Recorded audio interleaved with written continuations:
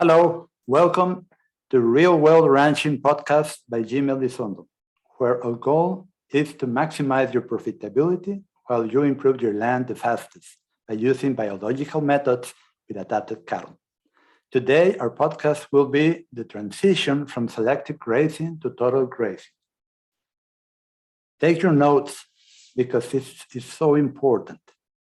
Most people, most cattlemen allow their cattle to do selective grazing, which is where cattle select the best regarding forage species and parts of plants while they leave behind as residual the undesirable species and the stems, as cattle prefer the leaves as they are more palatable, higher digestibility. This is the main reason that the undesirable species take over a field or a paddock. Besides, the residue that is left behind inhibits the regrowth of leaves for the next grazing, as those stems continue to consume energy by respiring, and this weakens the roots or crowns. We need to remember that competition between desirable and undesirable plants occurs above and below ground, above for sunlight and below for water and nutrients. The consequence is a lower harvest efficiency when you do selective grazing and less leaf production per square yard, acre, or hectare.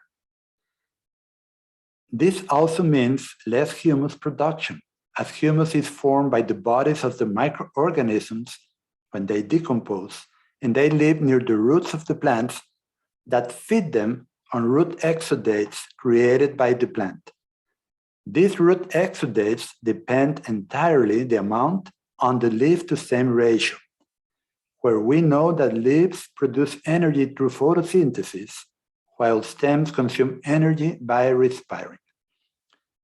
The more leaf we get in the relation to stems in the regrowth, the more energy is left for production and to increase energy reserves in the plant, fat roots.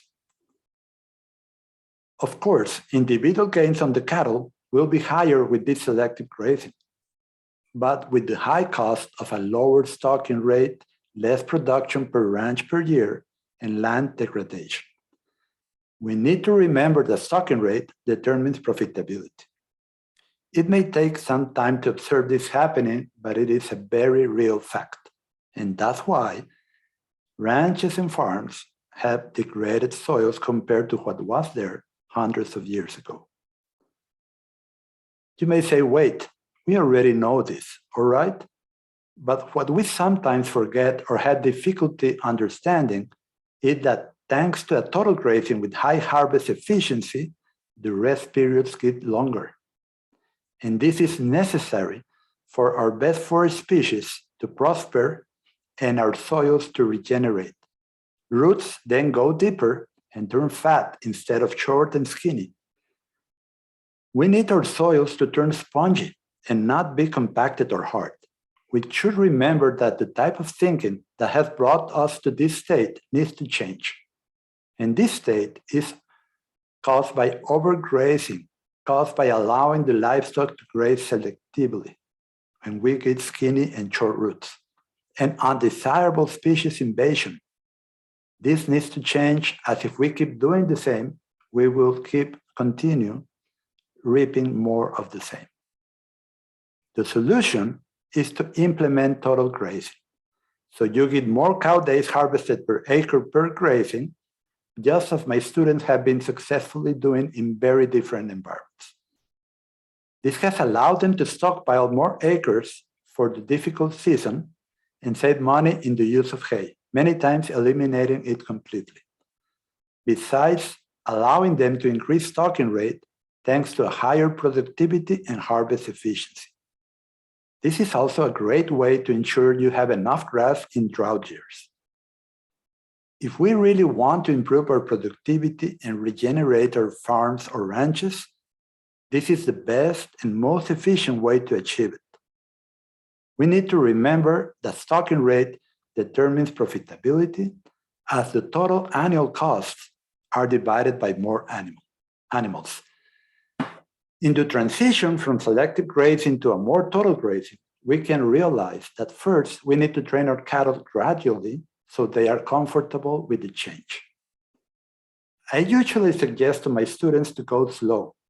First, 1 break per day.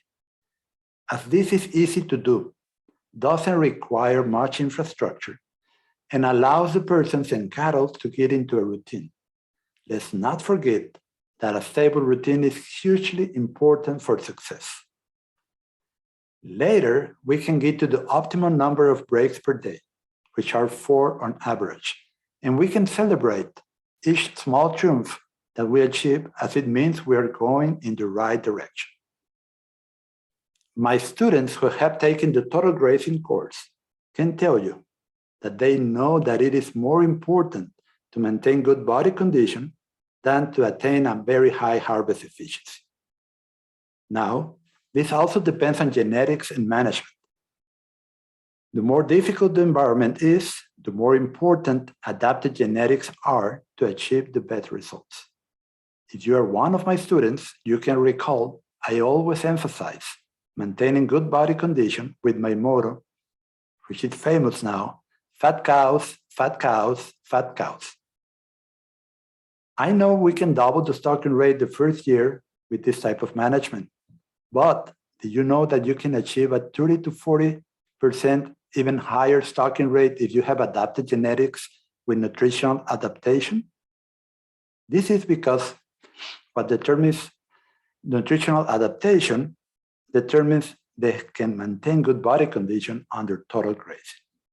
And this is important for profitability. Now, let's review the important points of this podcast or takeaways. Number 1, a total grazing with high harvest efficiency gives us more cow days harvested per grazing and longer rest periods.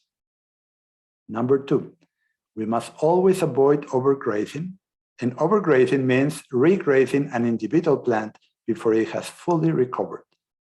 3, it is important to implement changes gradually and get into a routine. 4, do not forget to favor good body condition over high harvest efficiency. 5, stocking rate determines profitability of a ranch or farm. See you soon. Be sure to subscribe to my podcast on Spotify, iTunes, or YouTube. You can also join my weekly email at www.rwranching.com/join. See you later.